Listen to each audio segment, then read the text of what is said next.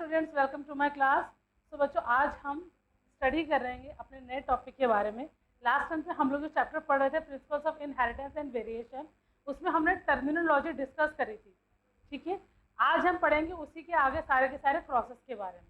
ठीक है, तो चलिए स्टार्ट करते हैं। सबसे पहले आज हमारा जो क्रॉस हम पढ़ेंगे वो है आपका मोनोहाइब्रिड क्रॉस। Monohybrid cross.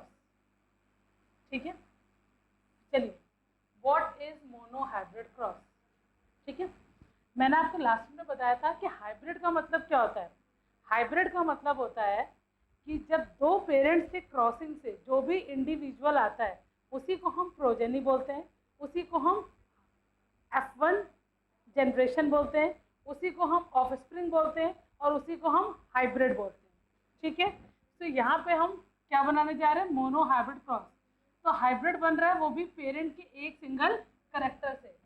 किसी भी पेरेंट का जब हम एक करेक्टर लेते हैं और एक करेक्टर को लेके जब हम क्रॉसिंग कराते हैं तो उसको हम लोग क्या बोलते हैं, मोनोहाइब्रिड क्रॉस।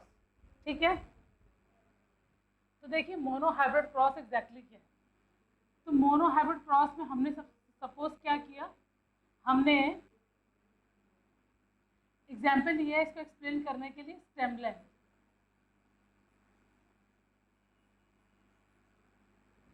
ठीक है, स्टेम लेंथ। अब स्टेम लेंथ क्या है, मैंने आपसे कहा था मेंडल साहब ने पी प्लांट पे क्या किया, एक्सपेरिमेंट्स किए और पी प्लांट पे उन्होंने 7 कॉन्ट्रास्टिंग कैरेक्टर्स को क्या किया था, देखा था। ठीक है, तो वो कौन कौन से 7 कॉन्ट्रास्टिंग कैरेक्टर, पहले हम वो डिस्कस कर लेते हैं। पी प्लांट में हमने क्या देखे थे, 7 कॉन्ट्रास्टिंग कैरेक्टर। तो सबसे पहला कैरेक्टर है, मैंने आपको लास्ट टाइम पे डोमिनेंट भी बच्चों एक्सप्लेन किया था, डोमिनेंट ट्रेट क्या होता है और रेसेसिव क्या होता है ये भी मैंने आपको बताया था। ठीक है, डोमिनेंट कैरेक्टर वो कैरेक्टर होता है जो हमें किसी भी ऑर्गेनिज्म की बॉडी के ऊपर दिख रहा होता है। जो चीज़ एक्सप्रेस हो रही होती है वो डोमिनेंट होती है और जो चीज़ एक्सप्रेस नहीं हो रही होती है वो रेसेसिव होती है। ठीक है, मैंने आपको ये भी बताया था सबसे इम्पोर्टेंट बात कि जो डोमिनेंट कैरेक्टर होता है वो हम हमेशा कैपिटल अल्फ़ाबेट से करते हैं और जो हमारा रेसेसिव कैरेक्टर होता है वो हम स्मॉल अल्फ़ाबेट से करते हैं। ठीक है, तो देखो सबसे पहले हमने क्या लिया, स्टेम लेंथ। अब बच्चों स्टेम लेंथ का डोमिनेंट कैरेक्टर क्या होगा, आप कहोगे टॉल। इसका जीनोटाइप क्या होगा, capital T capital T. Recessive character क्या है बच्चों, आप कहोगे डॉर्फ। और इसका जीनोटाइप क्या है बेटा, स्मॉल टी स्मॉल टी। ठीक है, दूसरा कैरेक्टर हमने क्या लिया, फ्लावर कलर। अब फ्लावर कलर देखो तो डोमिनेंट कलर कौन सा है, रेड। अब बेटा कुछ बुक्स में लिखा होता है वॉयलेट। अब आपने गुलाब का फूल देखा होगा, ओरिजिनल गुलाब का फूल मैरूनिश टिंट आता है उसमें, आप देखोगे जो रेड कलर है वो थोड़ा सा मैरूनिश में जाता है। ठीक है, इसीलिए कुछ साइंटिस्ट उसको रेड बोलते हैं, कुछ उसको वॉयलेट लिखते हैं। ठीक है, और रेसेसिव कैरेक्टर क्या आएगा बेटा इसका, आप कहोगे वाइट। ठीक है, इसके एलील्स हम क्या लेंगे, स्मॉल डब्ल्यू और इसके एलील क्या लेंगे हम, कैपिटल डब्ल्यू कैपिटल डब्ल्यू। ठीक है, then seed shape. Seed shape में क्या आएगा, जो मटर का दाना है उसका आकार। तो डोमिनेंट है, जो 12 महीने मटर मिलती है वो है राउंड, कैपिटल आर। और दूसरा क्या है, जो सिर्फ सर्दियों में मटर आती है उसको हम लोग क्या लिखते हैं, रिंकल्ड। क्योंकि वो जो मटर होती है वो कुछ इस तरीके की होती है, बिल्कुल गोल नहीं होती है। ठीक है, फोर्थ कैरेक्टर है हमारा सीड कलर। तो आप कहोगे येलो।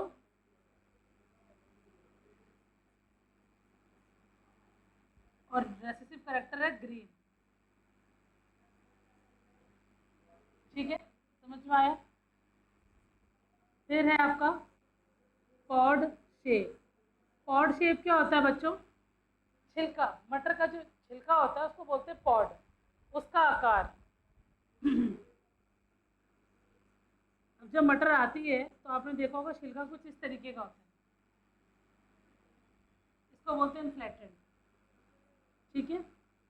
और जब मटर जाने वाली होती है तो जो छिलका होता है वो कुछ इस तरीके का हो जाता है, ठीक है। उसको बोलते हैं कंस्ट्रिक्टेड। सिंबल क्या होंगे इसके? Small I, capital I, capital I, ये आई है, ठीक है। नेक्स्ट,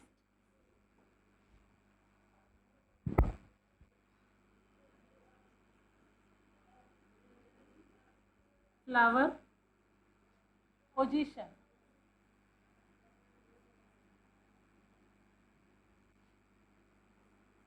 एक पोजीशन होती है एक्सियल और एक पोजीशन होती है टर्मिनल। सबके मैंने एलील या जीनोटाइप मेंशन कर दिए, ठीक है। अब एक्सियल में क्या होता है? ये सपोज फ्लावर है, ये फ्लावर की मेन एक्सेस है, ये फ्लावर है, फ्लावर की मेन एक्सेस है। तो मेन एक्सेस में जब फ्लावर लगा होगा तो उसको हम लोग बोलते हैं टर्मिनल। क्या बोलते हैं उसको हम? टर्मिनल। और जो लेटरल एक्सेस से फ्लावर निकला होता है इसको हम लोग बोलते हैं एक्सियल। तो ये ऐसे फ्लावर ज्यादा निकलते हैं कंपैरिजन टू दिस वन, ठीक है। लास्ट है पॉड कलर, ठीक है। अब जब मटर आती है तो कलर कैसा होता है उसका, और जब जाने वाली होती है तो कलर कैसा होता है? येलो। तो ये मेंडल साहब ने 7 कॉन्ट्रास्टिंग कैरेक्टर देखे थे।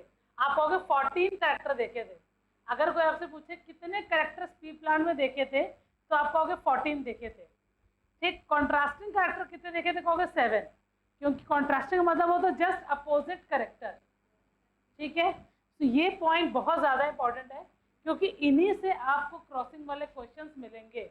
अगर आपको ये पता है, इनके जीनोटाइप्स पता है, तो आप इजीली क्रॉसिंग करा सकते हो, ठीक है। तो अब हम समझेंगे मोनोहाइब्रिड क्रॉस के बारे में, ठीक है। तो यहाँ पे हम एग्जाम्पल कौन सा ले रहे हैं? स्टेम लेंथ, ठीक। चलो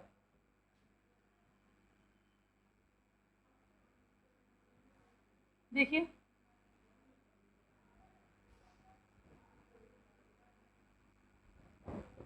स्टेम लेंथ पे देखिए। तो यहाँ पे हमने 2 पेरेंट्स ले लिए, ठीक है, P1 P2। अब ये है पेरेंटल जनरेशन। अब यहाँ पे हमने क्या लिए? एग्जाम्पल मैंने आपको अभी बताया कि हम जो एग्जाम्पल एक्सप्लेन कर रहे हैं वो है हमारा स्टेम लेंथ, ठीक है। अब सबसे पहली चीज P1 क्या है आपका? आप कहोगे टॉल, डोमिनेंट प्रॉपर्टी है। और P2 क्या है आपका? डॉर्क, कैसी प्रॉपर्टी है? रिसेसिव प्रॉपर्टी है। अब इसका जीनोटाइप मैंने आपको बताया कैपिटल टी है, और इसका जीनोटाइप मैंने आपको बताया small T.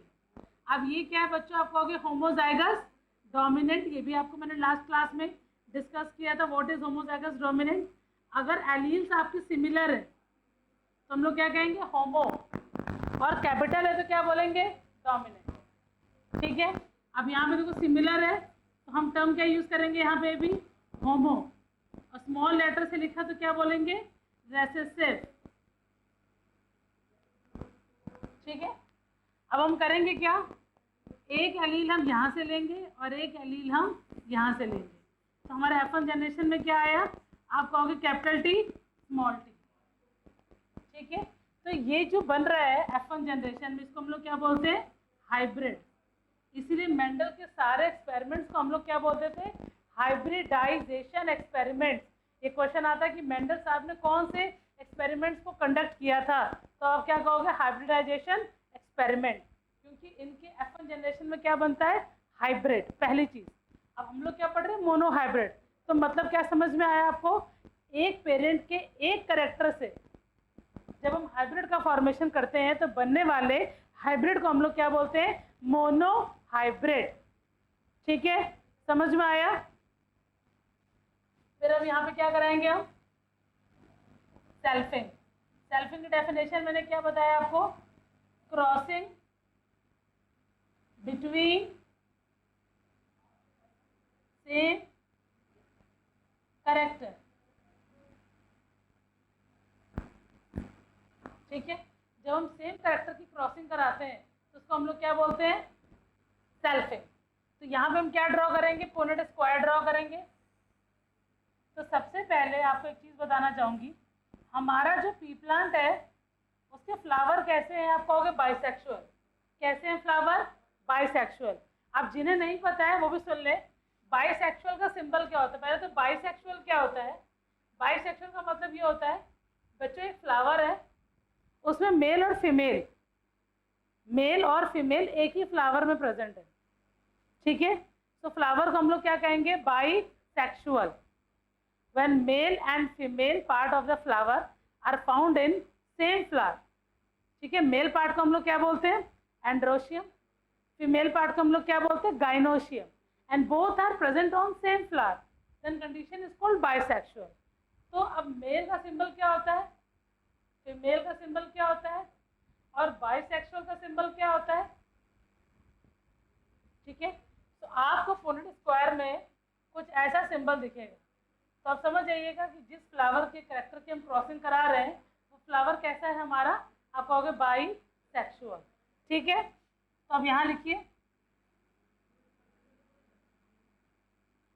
Capital T small T, capital T small T, इसी कैरेक्टर की हम क्या करा रहे हैं, क्रॉसिंग, ठीक है। अब देखो, अब इसका क्रॉस इससे कराओगे तो क्या है, capital T then capital T small T, then capital T small T, then small T, ठीक है।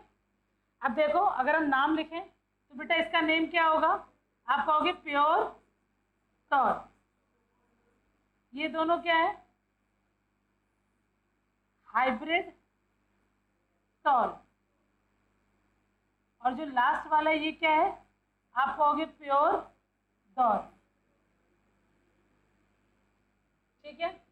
अब हमें क्या है, ये कौन सी जनरेशन हमने निकाली बच्चों, आप कहोगे F2 generation, second फाइलियल generation. F1 की क्रॉसिंग से जो भी आता है उसे हम लोग क्या बोलते हैं, F2 जनरेशन, ठीक है। अब आपसे पूछा जाएगा, आपने F2 जनरेशन निकाली है तो F2 जनरेशन का फिनोटिपिक और जीनोटिपिक रेशियो क्या होता है। तो पहले मैंने आपको फिनोटाइप भी बताया था और मैंने आपको जीनोटाइप भी बताया था क्या होता है। मैंने आपसे कहा था लेटर्स में जो लिखा होता है वो हमेशा जीनोटाइप होता है, ठीक है, और जो उसका नाम होता है वो उसका फिनोटाइप होता है, बताया था मैंने आपको। अब एग्जाम में पूछा जाएगा, आपसे क्वेश्चन पूछा जाएगा कि F2 जनरेशन का फिनोटाइप और जीनोटाइप लिखें, तो ये रही बच्चों आपकी F2 जनरेशन। इसका फिनोटाइप क्या है, आप कहोगे एक प्योर टॉल है, दो हाइब्रिड टॉल है और एक प्योर ड्रॉप है। जीनोटाइप क्या लिखोगे, capital T capital T small T, capital T small T small T small T, ठीक है। अब हमें क्या निकालना है, रेशियो निकालने हैं। तो देखो भाई, फिनोटाइपिक रेशियो क्या है इसका, बताओ भाई। देखो भाई, फिनो का मतलब क्या है, एक्सटर्नल मॉर्फोलॉजिकल कैरेक्टर, बाहर से कैसा दिख रहा है। तो बाहर से आप देखोगे तो तीन लंबे एक बौना है, देखो तीन टॉल है और एक ड्रॉप है, तो एक प्योर टॉल है, दो हाइब्रिड टॉल है। तो ओवरऑल अगर हम देखेंगे तो हमारे पास क्या है, तीन टॉल है और एक डॉर्फ है। तो रेशियो क्या आया फिनोटाइपिक का, आप कहोगे 3:1, ठीक। अब आते हैं जीनोटाइप रेशियो में। अब जीनोटाइपिक रेशियो क्या है इसका, देखो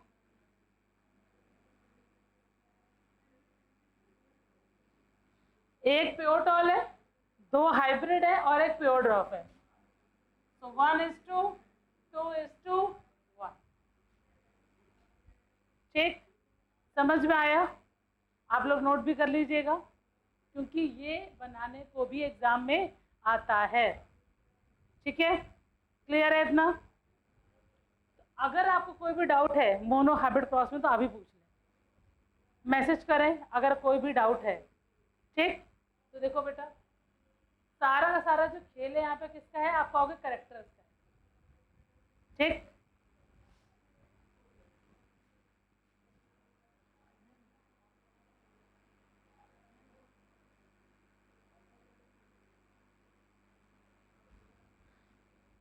तो मोनो हाइब्रिड क्रॉस बेटा यहीं तक है। अब चलते हैं अगले क्रॉस, मतलब डाई हाइब्रिड क्रॉस। चलो भाई देखो dihybrid cross.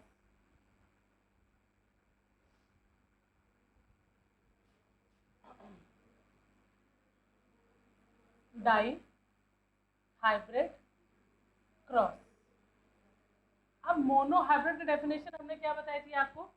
Single parent के सिंगल कैरेक्टर से जब भी हम हाइब्रिड का फॉर्मेशन करते हैं तो उस बनने वाले हाइब्रिड को हम लोग क्या बोलते हैं? Mono hybrid. ठीक है। अब डाई हाइब्रिड डेफिनेशन क्या होगी? आप कहोगे एक पेरेंट के दो कैरेक्टर्स के बीच में जब हम क्रॉसिंग कराएंगे तो उससे जो हाइब्रिड आएगा उस हाइब्रिड को हम लोग क्या कहेंगे? Die hybrid. एक पेरेंट के दो कैरेक्टर्स को हम लेंगे, फिर हम क्या करेंगे? उनकी क्रॉसिंग कराएंगे। बनने वाले हाइब्रिड को बच्चों हम लोग क्या बोलेंगे? Dihybrid. ठीक है। देखो अब यहाँ पे हम एग्जाम्पल क्या लेंगे? यहाँ पे हमारा एग्जाम्पल होगा सीड शेप, ठीक है, और सीड कलर। तो हम यहाँ पे दो कैरेक्टर्स को ले रहे हैं, तो दो कैरेक्टर्स की हम क्या करेंगे? क्रॉसिंग। तो क्या आएगा हमारा? Dihybrid. ठीक है। तो चलो भाई स्टार्ट करो। ये हमारे पास टू पेरेंट है, ठीक है। सीड शेप ले लो आप। सीड का शेप मैंने अभी आपको बताया था, राउंड, ठीक है, और रिंकल। ठीक, ये हो गया बेटा आपका पहला कैरेक्टर। दूसरा कैरेक्टर क्या? Seed colour. डोमिनेंट प्रॉपर्टी क्या थी? येलो, और रेसेसिव प्रॉपर्टी क्या थी आपके? ग्रीन। ठीक, समझ में आया? अब इनके जीनोटाइप क्या होगा, इनके एलील्स क्या होंगे? Capital R, capital R, capital Y, capital Y, small R, small R, small Y, small Y. ठीक है। अब हम यहाँ पे आगे क्या करेंगे? अब हमने इन दोनों में से एक एलील को बेटा ले लिया, कैपिटल आर, इसका ले लिया हमने कैपिटल वाई। यहाँ में से हमने एक एलील ले लिया स्मॉल आर, स्मॉल वाई, और इन दोनों को हमने बेटा करा दिया क्रॉस। तो क्या मिला हमें? Capital R, small R, capital Y, small Y. ये आ गया बेटा हमारा F1 जनरेशन। ठीक है। अब F1 जनरेशन में मेंडल साहब ने कहा है कि जो भी आएगा उसकी डोमिनेंट प्रॉपर्टी ही एक्सप्रेस होगी।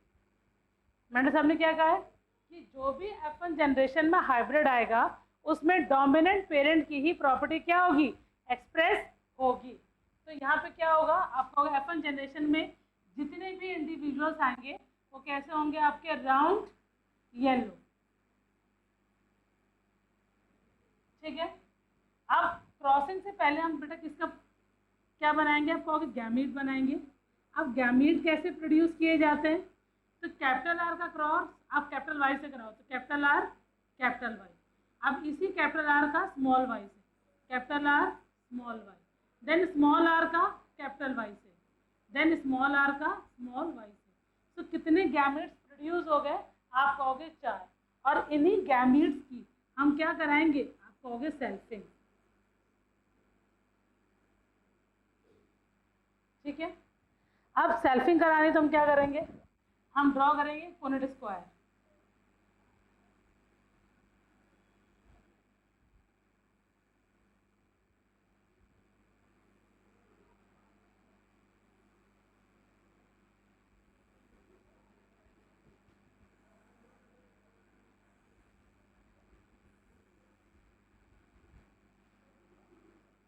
देखो अब जो आपने सीक्वेंस में निकाला है उसी सीक्वेंस में आप इसको राइट साइड और अपर रीजन में लिख दें। देखिए capital R, capital Y, capital R, small Y, small R, capital Y, small R, small Y. Same चीज़ आप ऐसे नीचे लिख दें, capital R, capital Y, capital R, small Y, small R, capital Y, small R, small Y. ठीक है। अब हम क्या कराएंगे? एज यूजुअल इनकी क्रॉसिंग बहुत ध्यान से सुनिएगा और बहुत ही इजी प्रोसेस है। तो देखो भाई, सबसे पहले अब इसका क्रॉस हम इससे कराएंगे तो क्या आएगा? Capital R, capital are. अब आपको एक चीज़ याद रखनी है कि हमेशा पहले कैपिटल लेटर्स लिखेंगे, देन उसी के रिपीटेड स्मॉल लेटर लिखेंगे, आगे पीछे नहीं दौड़ाएंगे। तो capital R, capital R, capital Y, capital Y, then capital R, capital R, capital Y, small Y, then capital R, small R, capital Y, capital Y, then capital R, small R, capital Y, small. ठीक है। अब same ऐसे करेंगे। इसका cross बच्चों इन सब से कराएंगे, तो देखिए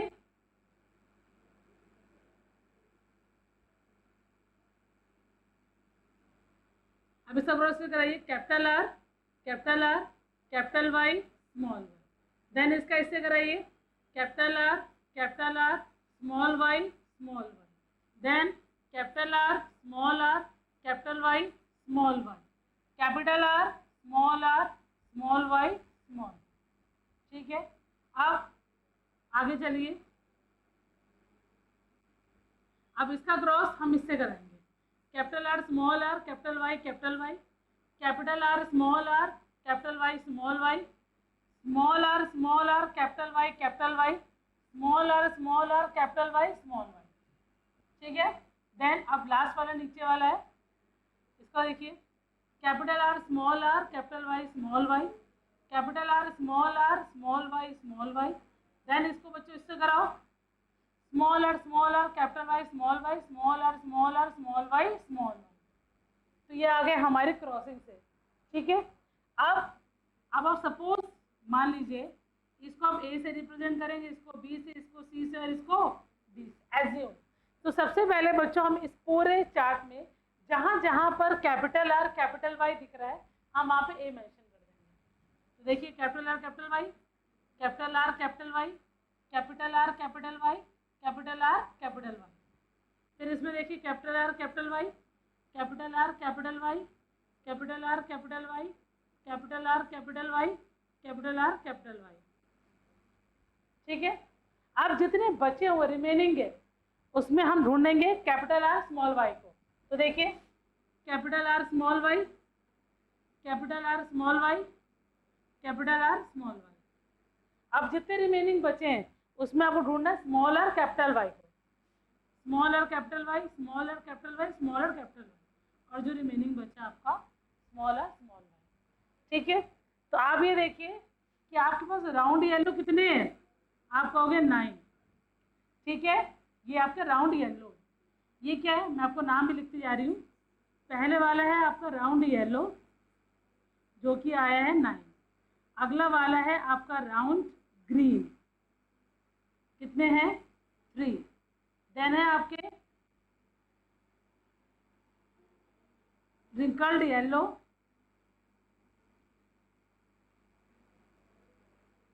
और एक है आपका रिंकल्ड ग्रीन।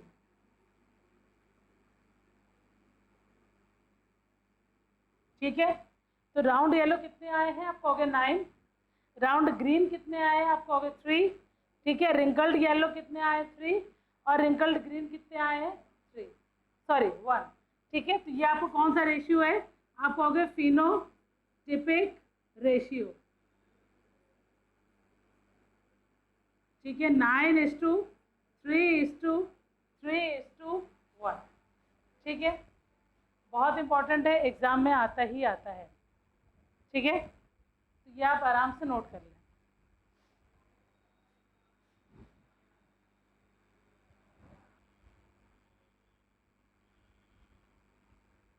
ठीक है, तो ये आपको पूरा टॉपिक बहुत अच्छे से क्लियर हो गया होगा। अब चलते हैं अपने अगले टॉपिक के पास। ठीक है, चलो भाई, तो हमारा ये हो गया। अब हम पढ़ेंगे टेस्ट क्रॉस क्या होता है और बैक क्रॉस क्या होता है। चलो भाई, देखिए अभी ये सारे जेनेटिक टर्मिनोलॉजी ही चल रही है मेंडल की। ठीक है, उसमें सारे पॉइंट मैंने लास्ट टाइम पे एक्सप्लेन किए थे, उसी का मोनो हैबिट एक्सप्लेन किया, उसी का मैंने आपको डाई हैबिट एक्सप्लेन किया। आगे देखो बैक क्रॉस और टेस्ट क्रॉस हम पढ़ेंगे। तो देखो भाई, बैक क्रॉस क्या होता है और टेस्ट क्रॉस क्या होता है। तो पहले हम स्टडी कर लेते हैं अपने टेस्ट क्रॉस के बारे में। ठीक, अब टेस्ट क्रॉस के लिए हमने एग्जाम्पल क्या लिए, टेस्ट क्रॉस के लिए बच्चों हमने एग्जाम्पल लिया है यहाँ पे क्रॉसिंग के लिए स्टेम लेंथ।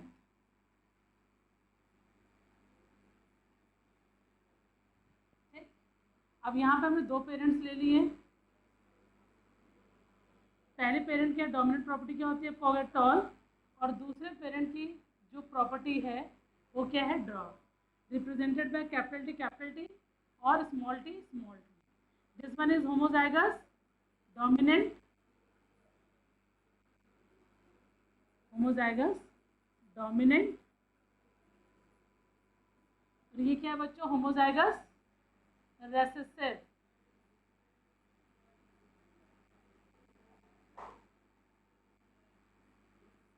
ठीक है, अब इसका एक आप एलील लीजिए, इसका हम एक एलील लेंगे, दोनों को आपस में क्रॉस कराएंगे, क्या आएगा हमारा, आप कहोगे F1। यहाँ तक तो सारी क्रॉसिंग हमारी सिमिलर है, जो मोनोहाइब्रिड की क्रॉसिंग है सेम है, सिर्फ F1 तक। ठीक है, तो F1 जनरेशन में क्या आ रहा है आपका, आप कहोगे हाइब्रिड टॉल। अब देखिए आगे, अब यहाँ पे लिखेंगे when hybrid crosses with recessive parent. बच्चों उसका क्या मतलब हुआ, जो भी हमारी F1 जनरेशन आई है उसका क्रॉस हम कराएंगे रेसेसिव पेरेंट से। ठीक है, टेस्ट क्रॉस में क्या होता है, हमने नॉर्मली पेरेंट लिए, उसकी क्रॉसिंग करा और हमारे F1 जनरेशन आ गई। तो टेस्ट क्रॉस में जो मेन पढ़ने वाला होता है वो F1 के बाद होता है कि F1 जनरेशन जो है अगर उसका क्रॉस हम रेसेसिव पेरेंट से कराएंगे तो कौन सा क्रॉस हो गया हमारा, टेस्ट क्रॉस।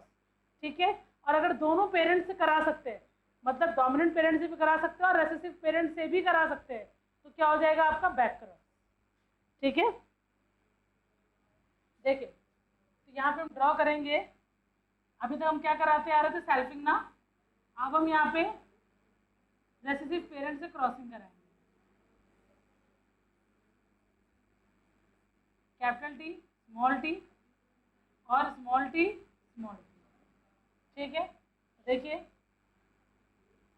अब इसका क्रॉस इससे कराएं, capital T small T, then capital T small T, then small T small T small T small T.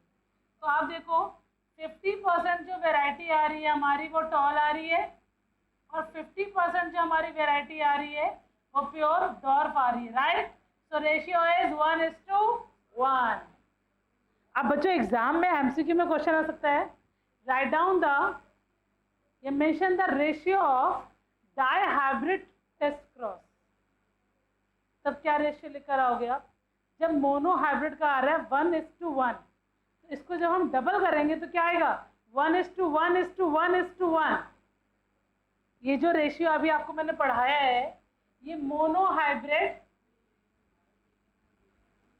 Hybrid test cross का रेशियो है। ठीक है, अगर आपसे बच्चों पूछा जाए dihybrid test cross ratio तो क्या लिखोगे, 1:1:1:1। ठीक है, तो ये हो गया आपका टेस्ट क्रॉस। ठीक है, अब इसी में आपको, ये तो हो गया आपको पूरा टेस्ट क्रॉस। अब यहीं पे आप एक लाइन और मेंशन करेंगे, व्हेन हाइब्रिड क्रॉसेस विथ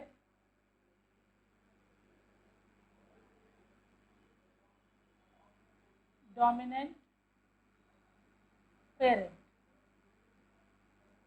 इसका क्रॉस अब यहाँ दिखाओ, यहाँ हमने क्या ड्रॉ किया, पुनेट स्क्वायर। ठीक है, capital T small T capital T capital T, right. देखो तो capital T capital T capital T capital T, then capital T small T capital T small T. तो आप ये कहोगे कि बैक क्रॉस में अगर हम डोमिनेंट पेरेंट से क्रॉसिंग कराएंगे तो 100% वैरायटी कौन सी आ रही है, टॉल। ठीक है, तो जब भी आप बैक क्रॉस एग्जाम में लिख कर आओगे तो आप ये पूरा ड्रॉ करोगे, आप दिखाओगे रेसेसिव पेरेंट से क्रॉसिंग भी दिखाओगे और डोमिनेंट पेरेंट के साथ भी क्रॉसिंग दिखाओगे। बट जब टेस्ट क्रॉस एग्जाम में आएगा तो आप F1 तक तो सिमिलर बनाओगे और उसके बाद आप सिर्फ और सिर्फ रेसेसिव पेरेंट की क्रॉसिंग दिखाओगे। ठीक है, तो यही सबसे इम्पोर्टेंट पॉइंट था टेस्ट क्रॉस का, कि जो भी F1 जनरेशन में आता है वो सिर्फ और सिर्फ रेसेसिव पेरेंट से ही क्या करता है, क्रॉसिंग करता है। और बैक क्रॉस में F1 जनरेशन जो होता है वो लायबल होता है दोनों पेरेंट से क्रॉसिंग करने के लिए, dominant as well as recessive. ठीक है, तो ये हो गया आपका टेस्ट क्रॉस और बैक क्रॉस। रेशियोज पूछे जाते हैं, टेस्ट क्रॉस में आप देख लो 1:1 का रेशियो आता है, जबकि बैक क्रॉस में आप देखोगे आपको 100% टॉल वेराइटीज मिल जाएंगी। ठीक है, अब चलते हैं दोबारा से टर्मिनोलॉजी के पास। चलो,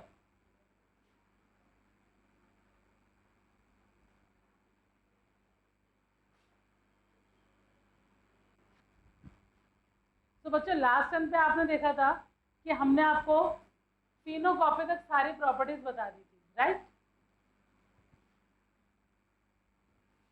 तो फिनोकॉपी तक डिस्कस हो गया था। आज हमने मोनोहाइब्रिड भी बता दिया आपको, डायहाइब्रिड भी बता दिया, डोमिनेंट भी बता दिया है, रेसेसिव भी बता दिया है, फिनोटिपिक और जीनोटिपिक रेशियोज भी हमने आपको कैसे निकालते हैं वो भी बता दिया है, ठीक है? पुनेट स्क्वायर भी हमने आपको ड्रॉ करके बता दिया है। ये क्वेश्चन आपसे एमसीक्यू में पूछा जाएगा कि पुनेट स्क्वायर को हम चेकर बोर्ड बोलते हैं, ठीक है? आप पुनेट स्क्वायर एग्जैक्टली क्या है? आप कहोगे ग्राफिकल रिप्रेजेंटेशन है जिसकी हेल्प से जो भी प्रोबेबिलिटी है कि कितनी प्रोजेनीज आ सकती हैं उसको हम क्या करते हैं, कैलकुलेट करते हैं। जैसे अभी हम क्रॉस करा रहे थे और फिर निकाल रहे थे कितनी प्रोजेनीज आ रही हैं, ठीक है? तो मेन काम होता है probability of all genotype of offspring in a genetic cross. Develop किसने किया था, बस यही पूछा जाता है। आप कहोगे आर.ई. पुन्नेट, ठीक है? अपने ही नाम पे इन्होंने नाम दे दिया पुनेट स्क्वायर। क्या कैलकुलेट करता पुनेट स्क्वायर? आप कहोगे probability of all genotype of offspring in a genetic cross. जब भी हम क्रॉसिंग कराते हैं तो क्रॉसिंग कराने के बाद जो भी हमारी ऑफस्प्रिंग आती है, ठीक है, उसका क्या जीनोटाइप होता है उसको हम क्या करते हैं, कैलकुलेट करते हैं। तो पूरी टर्मिनोलॉजी हमारी खत्म हो गई है।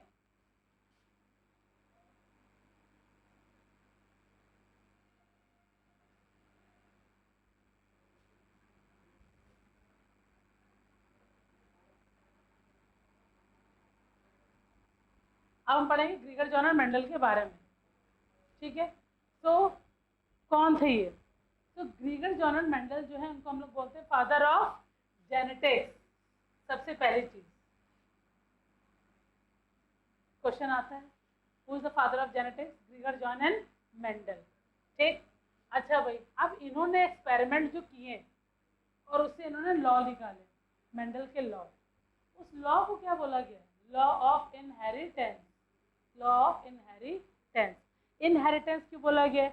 ये लॉ हमें ये बताते हैं कैसे property one generation to next generation transfer हो रही है और कौन कौन से करेक्टर्स नेक्स्ट जनरेशन में क्या हो रहे हैं, एक्सप्रेस हो रहे हैं। इसीलिए इनके लॉ को बोला गया लॉ ऑफ इनहेरिटेंस, ठीक है?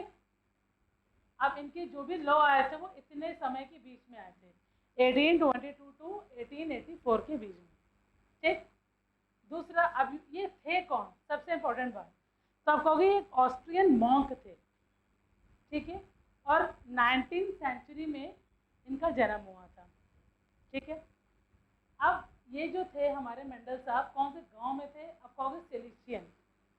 सिलिशियन एक गांव है, हाइजेनडॉर्फ एक शहर है, किसके अंदर कहोगे? ऑस्ट्रिया के अंदर। ऐसे समझ लो आप इंडिया के अंदर अपना यूपी और यूपी के अंदर अपना कानपुर। उसी तरीके से ऑस्ट्रिया के अंदर है हाइजेनडॉर्फ और हाइजेनडॉर्फ के अंदर एक गांव है सिलिशियन जहाँ पे इनका जन्म हुआ था। बहुत ही गरीब परिवार से बिलोंग करते थे, ठीक है?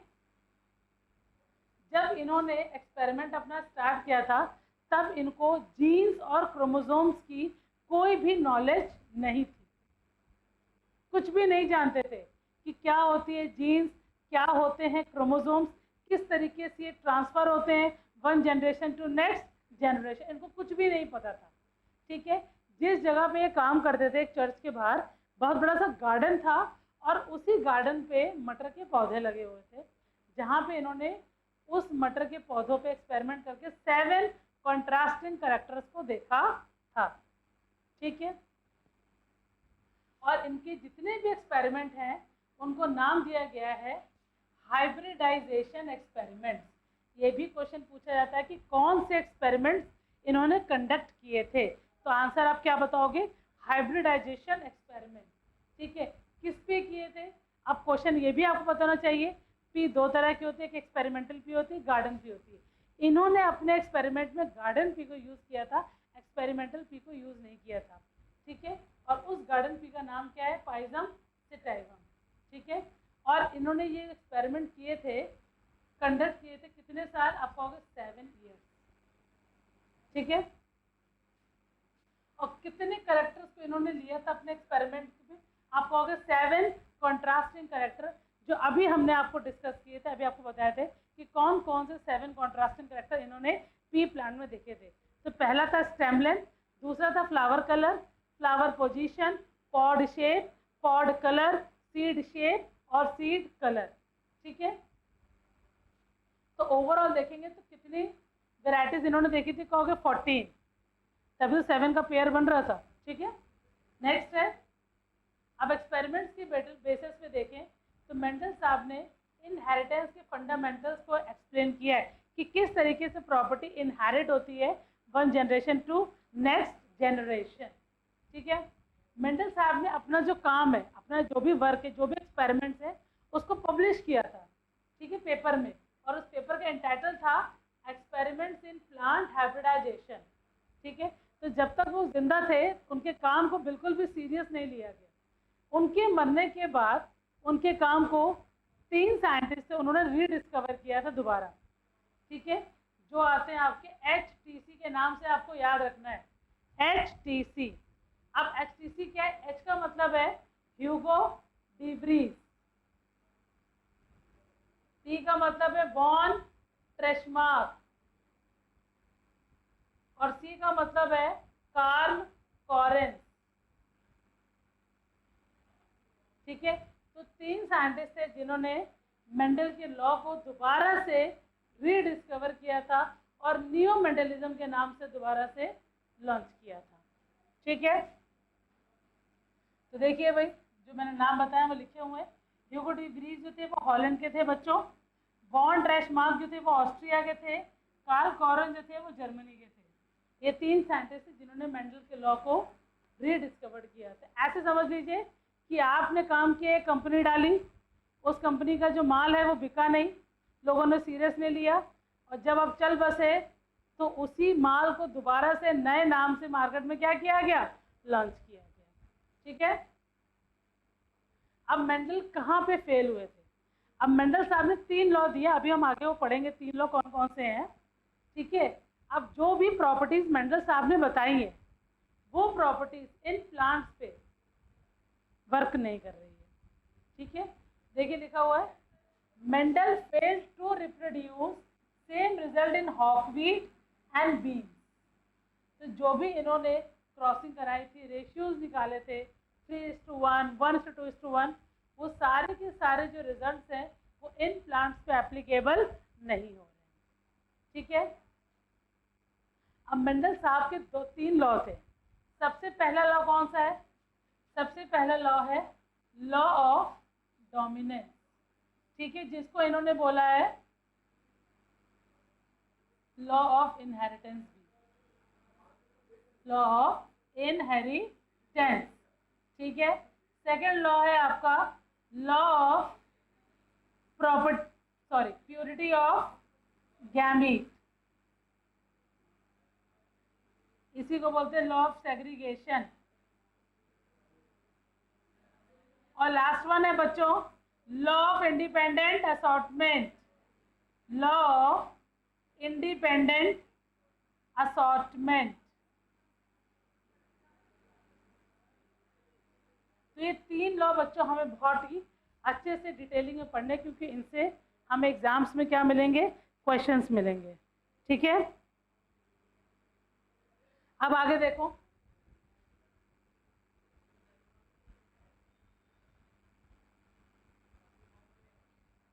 अब ये है मेंडल का एक्सपेरिमेंट। देखो भाई, अब मेंडल ने क्या किया था? आप कहोगे मेंडल ने पी प्लांट को चूज किया था फॉर परफॉर्मिंग एक्सपेरिमेंट। ठीक है, विच टाइप ऑफ एक्सपेरिमेंट? आप कहोगे हाइब्रिडाइजेशन एक्सपेरिमेंट। ठीक है, तो सबसे पहली चीज़, पी प्लांट के अंदर कुछ ऐसी प्रॉपर्टीज़ हैं जो मेंडल साहब को काफ़ी अट्रैक्टिव लगी। पी प्लांट जो है वो एनुअल है। एनुअल का मतलब कि उसकी लाइफ साइकिल जो है वो 1 साल में कंप्लीट हो जाती है। अगर आज हम एक्सपेरिमेंट करेंगे तो 1 साल में हमें क्या मिल जाएगा? रिजल्ट। ठीक है, दूसरी चीज़, उसके जो फ्लावर्स हैं वो कैसे हैं बच्चों? लार्ज है, बाइसेक्सुअल है, तो सेल्फ पॉलिनेशन इजीली हो जाएगा, तो हमें रिजल्ट्स अच्छे मिलेंगे। उसके अलावा तीसरी प्रॉपर्टी क्या है कि हम उन प्लांट्स पे, उन फ्लावर्स पे क्रॉस पॉलिनेशन भी करवा सकते हैं, क्रॉस पॉलिनेशन भी करवा सकते हैं। सेल्फ तो होता ही है, बट अगर हम चाहें तो क्रॉस भी परफॉर्म करा सकते हैं। ठीक है, दूसरा 7 कॉन्ट्रास्टिंग कैरेक्टर मिले थे, तो यही पॉइंट्स इन्होंने लिखा हुआ देखिए। Normally pea plant was self fertilising because petals enclose the reproductive organ till fertilisation. ठीक है, इनमें क्या होता है, अब फ्लावर बाइसेक्सुअल है, तो फ्लावर बाइसेक्सुअल है, ठीक है, सेल्फ पॉलिनेशन फ्लावर में तभी होगा जब दोनों गैमीट्स एक ही टाइम पे मैच्योर होंगी। अगर दोनों गैमीट्स एक ही टाइम पे मैच्योर नहीं होंगी तो फ्लावर बाइसेक्सुअल होने के बावजूद भी उसमें कौन सा पॉलिनेशन होगा, क्रॉस पॉलिनेशन। तो यहाँ पे कंडीशन क्या लागू हो रही है, both gametes are mature on same time. ठीक है, नेक्स्ट है पी प्लांट एनुअल है, इजीली हम उसको कल्टीवेट कर सकते हैं, ग्रो करा सकते हैं। पी में शार्पली डिफाइंड कैरेक्टर्स है, ठीक है, क्रॉस पॉलिनेशन परफॉर्म हो सकता है। 7 कैरेक्टर्स हमें देखने को मिले, तो ये सारे पॉइंट्स हम ऑलरेडी पढ़ चुके हैं। अब आगे चलो,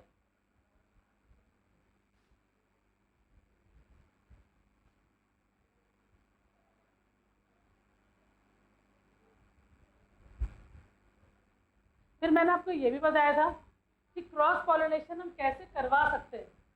आप कहोगे 2 स्टेप हमें पढ़ने हैं, ठीक है, 2 स्टेप हमें पढ़ने हैं।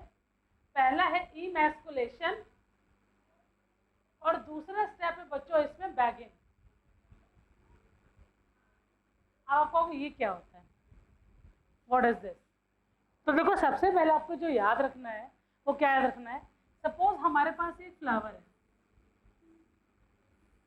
अब इस फ्लावर में एंथर्स को हमने काट दिया,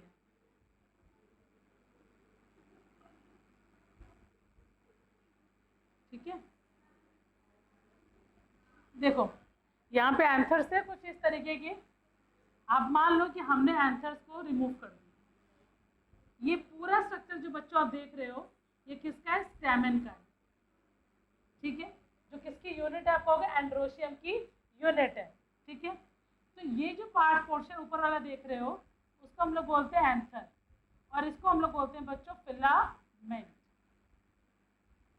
तो हमने यहाँ पे क्या किया, एंथर्स को रिमूव कर दिया, काट दिया, ठीक है, ताकि वो उसी फ्लावर की गायनोशियम तक ना पहुंच पाए, ठीक है। और फिर हमने इसको कवर अप कर दिया,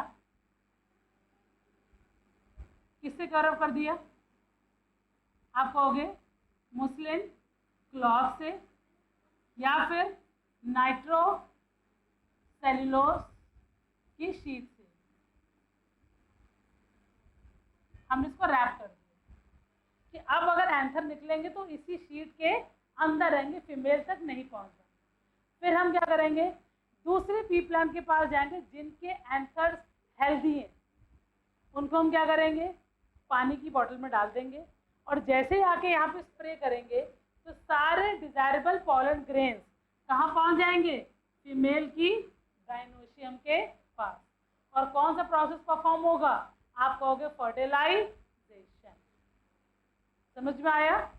सो this step is called removal of anther is called emasculation, covering of filament is called bagging, ठीक है, to avoid self pollination in pea plant and performing cross pollination for desirable properties।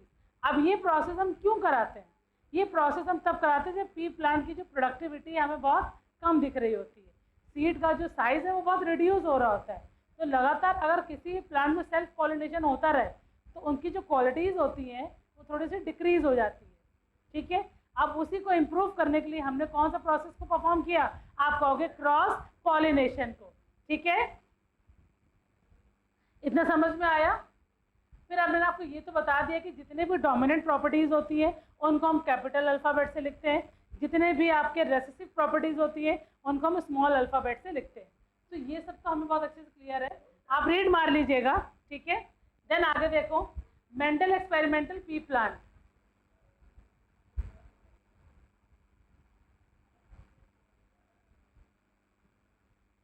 तो ये सारे points हमने पढ़ लिए, बस एक बार क्विक हम सिर्फ रीड मारेंगे और हमारा टॉपिक आज से खत्म हो। सबसे पहला पॉइंट है आपका, जो आपका पी प्लांट है वो कैसा है, एनुअल है, ठीक है, इसकी लाइफ साइकिल कैसी है, बहुत शॉर्ट है। ठीक है, नेक्स्ट पॉइंट क्या है, फ्लावर इसके लार्ज है, फ्लावर उसके लार्ज और बंद कर दो 2 मिनट। ठीक है, तो सबसे पहले प्रॉपर्टी क्या बच्चों कि हमारा जो पी प्लांट है वो कैसा है, एनुअल है, उसकी लाइफ साइकिल बहुत ही शॉर्ट है क्योंकि हमें जो रिजल्ट्स हैं वो एक ही साल में मिल जाते हैं। दूसरी बात, फ्लावर जो है वो बाइसेक्सुअल है, means both gametes are mature on same time. Flower जो है उसमें कौन सा पॉलिनेशन होता है, आप कहोगे सेल्फ पॉलिनेशन, और हमें क्या देखने को मिलती है, प्योर लाइन, मतलब करेक्टर्स में कोई भी चेंजमेंट होता ही नहीं है सालों साल। तभी हमें चेंज करने के लिए कौन सा प्रोसेस करवाना पड़ता है, आप कहोगे क्रॉस पॉलिनेशन। ठीक है, दूसरा, पी प्लांट हमें लार्ज नंबर में सीड्स देती है फर्स्ट जनरेशन, मतलब एक ही बार में देती है। ठीक है, अब जो पी प्लांट है उसको हम इजीली बढ़ा सकते हैं, ग्रो करवा सकते हैं, मेंटेन कर सकते हैं और उसको इजीली हैंडल भी कर सकते हैं। ठीक है, और हमें number of detectable contrasting factor देखने को मिले हैं जो मेंडल साहब ने क्या किए थे, ऑप्ट किए थे। ठीक है, देखो आगे, तो ये सारे कैरेक्टर्स ऑलरेडी बेटा हम लोग पढ़ चुके हैं। ठीक है, तो आज की क्लास हमारी यहीं पे ओवर होती है। अब अगली क्लास में बेटा हम लोग डिस्कस करेंगे मेंडल के लॉ फुल डिटेलिंग में विथ क्रॉसिंग। ठीक है, तो आज के लेक्चर अगर आपको मेरा अच्छा लगा हो तो प्लीज़ मेरे चैनल को सब्सक्राइब करें। ठीक है, ज़्यादा से ज़्यादा शेयर करें, लाइक करें। Thank you for watching.